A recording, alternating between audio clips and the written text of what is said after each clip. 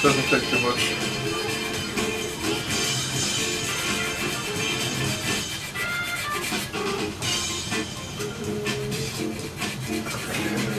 This guy.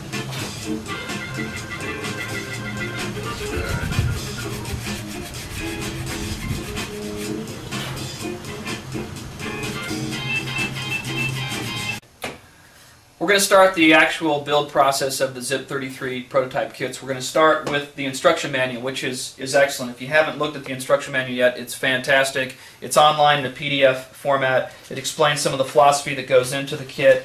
It gives an identification of where you're going to find all the parts, 3 pages of part identifications, and then it gets into the actual steps.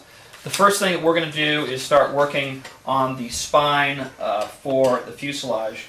And since everything's laser cut, first step in doing this process is actually cutting out the parts. And Bruce, what are we going to use to cut out the parts? Yeah, we're just going to use an X-Acto knife and a ruler, and we're just going to cut the breakaway tabs that are left from the laser cutting, and then parts should just pop out. And Bruce, are you going to cut just on one side, or are you going to do No, both I'm sides? going to score back and forth, front side, back side. That seems to come out easier that way. Okay, we're going to get started. Here we go.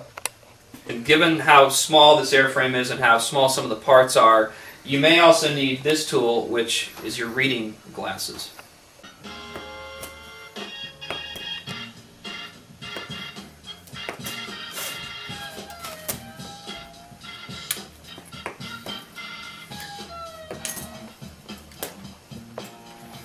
That was 2 swipes on each tab for the piece I just finished. Winch dock hardware in it? Yep. Canopy speed brake? Yeah. How's that work? Not very much. We've got all the laser cut pieces ready for step 1.1 in fuselage construction. I guess it took, what, about 20 minutes to cut them out? Something like that, yeah. How was it cutting those tabs out for you? It wasn't too bad. I think once you get the feel for it, it goes faster. Yeah, we were using a rotate technique where we'd score both sides and then rotate the pieces out.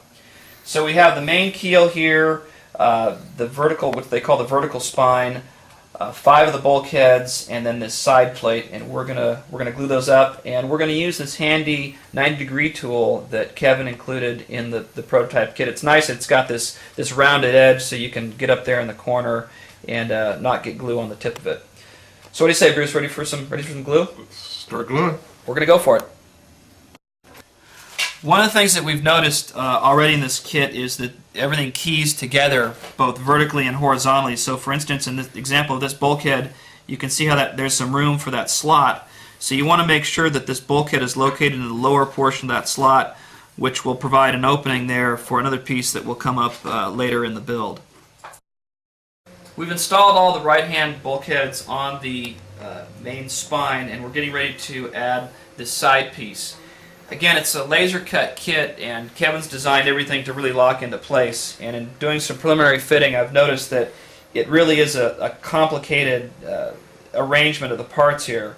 So it's going to require some very careful work to make everything lock in. It's absolutely critical also that you keep the bulkheads at a 90-degree angle to the main spine. This little tool is handy, but I will tell you that these are very, very small parts, and there's not a lot of room to get the alignment tool in there. So even though we're using this quick CA, you want to make sure that everything is absolutely spot on before you hit it with the adhesive.